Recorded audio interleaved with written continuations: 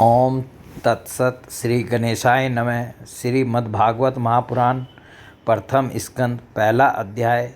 श्री सुत जी से शौनकादि ऋषियों का प्रश्न मंगलाचरण, जिससे इस जगत की सृष्टि स्थिति और प्रलय होते हैं, क्योंकि वह सभी सद्रूप पदार्थों में अनुगत है और असत पदार्थों से पृथक है।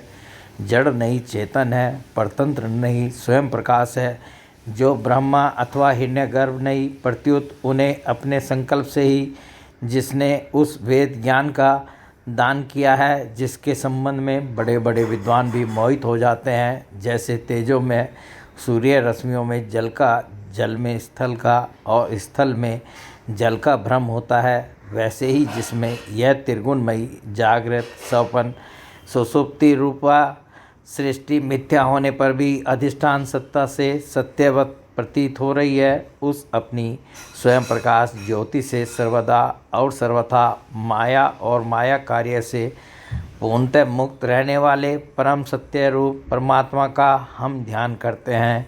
महामुनि व्यास देव जी के द्वारा निर्मित इस श्रीमद्भागवत महापुराण में मोक्ष पर्यंत फल की कामना से रहित परम धर्म का निरूपण हुआ है। इसमें शुद्धांत कर्ण सत्पुरुषों के जानने योग्य उस वास्तविक वस्तु परमात्मा का निरूपण हुआ है, जो तीनों तापों का जड़ से नाश करने वाली और परम कल्याण देने वाली है। अब और किसी साधन या शास्त्र से क्या प्रयोजन। जिस समय भी सुकृति पुरुष इसके श्रवण की इच्छा करते हैं, ईश्वर उसी समय अविलंब उनके हृदय में आकर बंदी बन जाता है। रस की मर्मज्ञ भक्तजन, यह श्रीमद्भागवत वेद रूप कल्प वृक्ष का पका हुआ फल है। श्री सुखदेव रूप तोते के मुख का संबंध हो जाने से यह परमानंदमयी सुधा से परिपूर्ण हो गया है। इस फल में छिलका, गुठली आदि त्याज्य अंश तनिक भी नहीं है। यह मूर्तिमान रस है। जब तक शरीर में चेतना रहे, तब तक इस दिव्य भगवत रस का निरंतर बार बार पान करते रहो। यह पृथ्वी पर ही सुलभ है।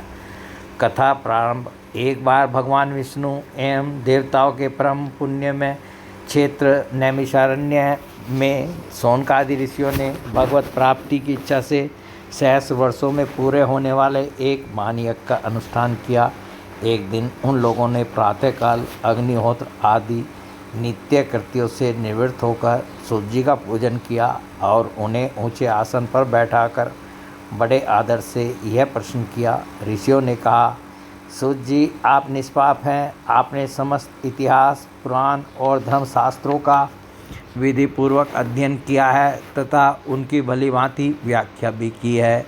वेद वेताओं में श्रेष्ठ भगवान बादरायण ने एवं भगवान के सगुण निर्गुण रूप को जानने वाले दूसरे मुनियों ने जो कुछ जाना है, उन्हें जिन विषयों का ज्ञान है, वह सब आप वास्तविक रूप में जानते हैं। आपका हृदय बड़ा ही सरल और शुद्ध है, इसी से आप उनकी कृपा और अनुग्रह के पात्र में हैं। गुरुजन अपने प्रेमी शिष्य को गुप्त से गुप्त बात भी बता दिया करते हैं। आयुष्मान, आप कृपा करके यह बतलाइए कि उन सब शास्त्रों, पुराणों और गुरुजनों के उपदेशों में कलयुगी जीवों के परम कल्याण का सहज साधन आपने क्या निश्चय किया है। आप संत समाज के भूषण हैं। इस कलयुग में प्राय लोगों की आयु कम हो गई है। साधन करने में लोगों की रुचि और प्रवृत्ति भी नहीं है। लोग आलसी हो गए हैं। उनका भाग्य तो मंद है ही, समझ भी थोड़ी है। इसके साथ ही वे नाना प्रकार की विघ्न बाधाओं से घिरे हुए भी रहते हैं।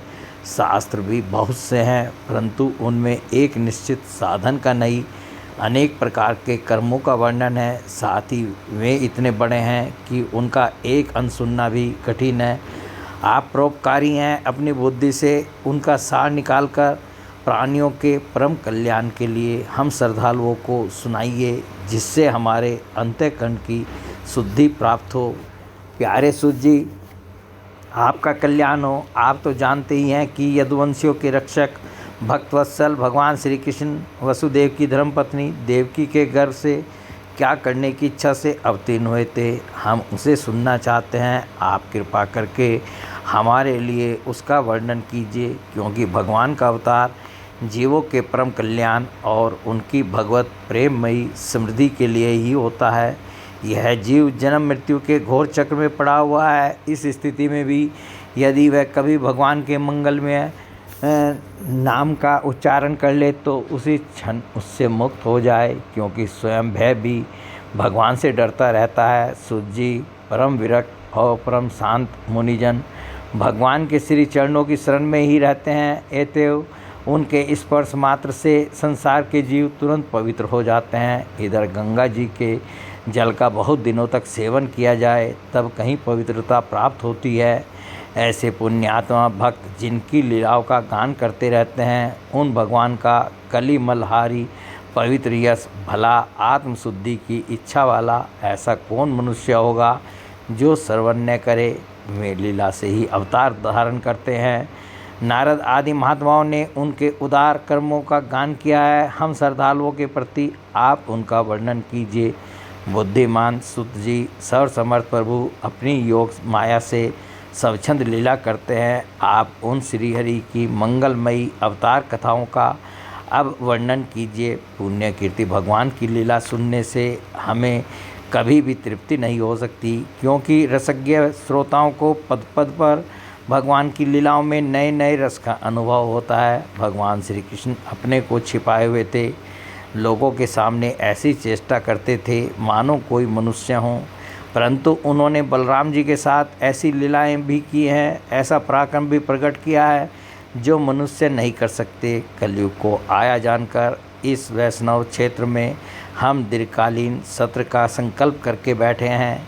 श्री हरि की कथा सुनने के लिए हमें अवकाश प्राप्त है।